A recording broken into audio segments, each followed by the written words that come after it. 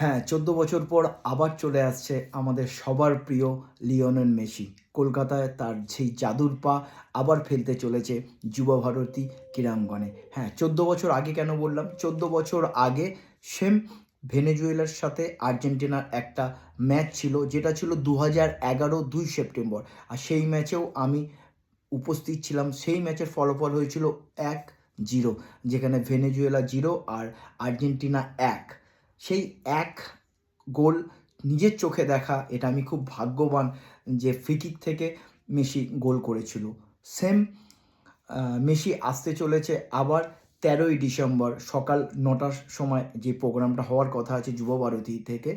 তো ১টার সময় হোটেলে পৌঁছাবে, যেটা শিডিউল, যেটা আমরা যতদূর জানতে পেরেছি, মেসি রাত ১১টায়, মানে ১২ তারিখ রাত ১১টা ডিসেম্বরে হোটেল পৌঁছাবে। পরের দিন সকাল ৯টার সময় হোটেলে ১৩ তারিখে, অর্থাৎ ১৩ তারিখে আর্জেন্টিনা বা মেসির যে স্পন্সর, সেই যারা স্পন্সর করেছে তাদের সাথে হোটেলের মধ্যে ৯টার সময় তাদের সাথে পরিচয় করবে, আলাপ করবে।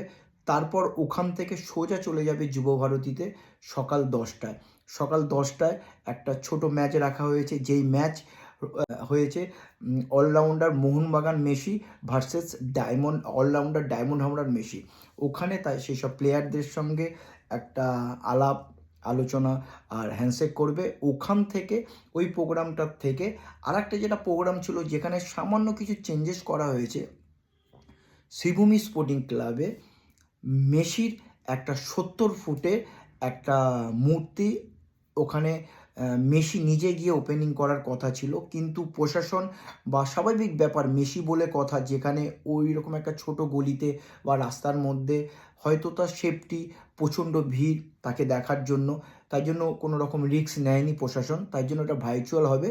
আর এই সম্পূর্ণ যে ৭০ ফুটের যে মূর্তিটা যিনি তৈরি করেছেন, মন্টি পাল, তাকে অশেষ ধন্যবাদ জানাই।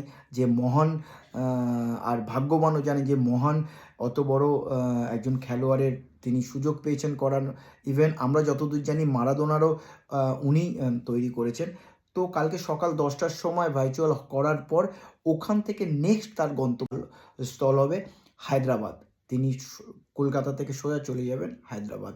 আর এই যে দুটো টিকিট দেখছেন, যেটা ১৩ তারিখের ম্যাচের, অবশ্যই এটা আমি আমার জন্য না, কারণ আমার ভাগ্য ভালো যে আমি মেসিকে দেখতে পেরেছি। এটা আমার ভাগনা আর ভাগ্নিদের জন্য আমি এটা কালেক্ট করেছি।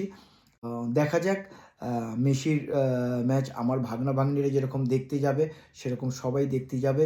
মেসিকে ওয়েলকাম কলকাতাতে, স্বাগতম। আর মেসি, তুমি সত্যিই আমাদের সবার বাঁদিকে আছো। জয় হিন্দ।